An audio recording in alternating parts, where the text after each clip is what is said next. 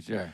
He might remember the story differently than I do. Let me tell you this story. So I'm skiing with my family in Deer Valley, and then I hear someone say, dude, Colbert is on the other, Stephen Colbert is on the other slope. You guys must be here together. And I said, no. And they just assume that talk show hosts call each other and make a plan. And Conan called me up and he said, could I ski with you guys?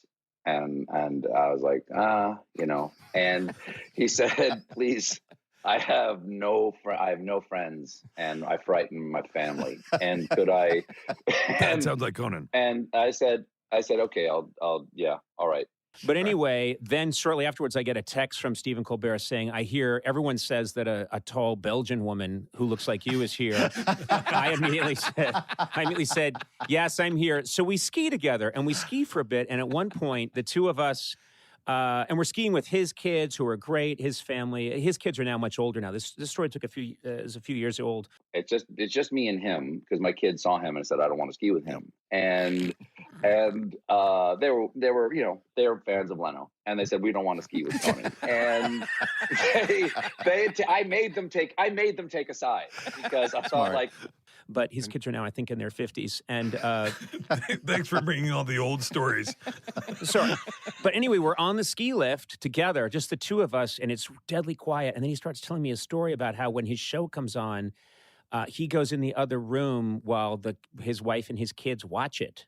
So I get on the lift with Conan, and he is, he loves the sound of his own voice. And so we're right on the lift and I'm like, shh, we got the masks on. There's a chance for nobody to know who we are. Uh-huh. You know what I mean? Because we got the helmet, we got the goggles on, we got the mask. We can actually go out there and enjoy ourselves. And he's like, I'm Conan O'Brien when we're in the lines. And his helmet is the color of his hair. Like his helmet actually is the color of his hair, okay? And on the back of his Andy Richter's face is stitched into the back of his jacket. And I'm like, this is embarrassing. And Conan, he sees like one of these little like a conga line kind of like toddler ski class going by, and he goes, I bet I could take a dump on those kids. And I said, don't even joke about that. Those are my children and their mother. Nice. That's not right. They got the clips on the front of their skis, so they have to be in this. Pizza French fry the entire time. Exactly right. Which is how Conan skis, by the way. It's all pizza. It's all pizza French fry, which isn't easy at his height. Well, I'll say right now, he was terrified. And he does that kind of pizza thing where he puts his skis in.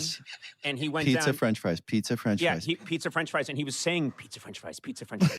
And Conan's like, I bet I could do that. And I said, please don't try. And he said, too late. Sounds like you're daring me. And I'm like, you're in a full length. You're in like a neck to ankle, like one-piece jumpsuit. How are you going to do this? And he goes, zip. He's got a flap in the back. And he just scoots it out. And at one point, he just sat down. And we were on a green. Was he shitting himself at the time?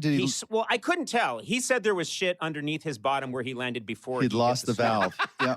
He scoots it out over the back. Oh my God. I swear, hand to God, he yells, Tora, Tora, Tora. That's his shit war cry? He yells, Tora, Tora, Tora. And just like... So he sat down, and then there was shit. And then he said, that's someone else's shit. I just happened to sit here. And I said, that's fresh. 100%. A bright orange waste comes out of Conan. 100%. And just like, it's like he lives just on Dorito dust. That is fresh shit. Steam is coming off that shit. Yeah. Pizza, French fries, fudge. And then he said, get me a stretcher. I need a stretcher. And he wasn't hurt at all. And literally knocks these kids down. Lesson over. Absolutely knocks them down. Oh my God. And with just a high-pitched cackle. And then line it with plastic. Yes. And so it took about an hour to get a stretcher there, and they had to wipe the shit off of him. And he was yelling at these people. I think they had to defrost it first, right? He was yelling at them. Yes. And he was yelling at them and being very rude. And then I had to ski down with him. He's all proud. And I got to say, I'm impressed. Of course. I gotta say, a man his age, that Yeah, that's control. incredible. This is 100% true. 100%, it happened. 100% true.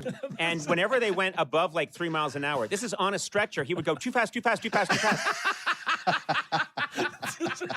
This is so inflammatory. This is, Yeah. Ask Steven. Ask Steven if this is true, and he will tell you it's true.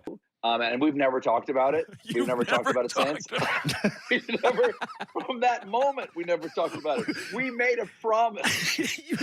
He looked at me, and his pride, it went from like pride to deep shame. Sure. He goes, I want you to swear that not only did you not see that, like you'll never say anything, but you'll never say we went skiing together. And I said, I won't ever say anything about us skiing together if you never say anything about even it. that day? From that second, didn't happen. Fuck Because around. we so appreciate the trust. And one of the reasons is because we get to the top, and obviously, who's up there? Cops. Like they're like, because Jesus Christ, what a ride.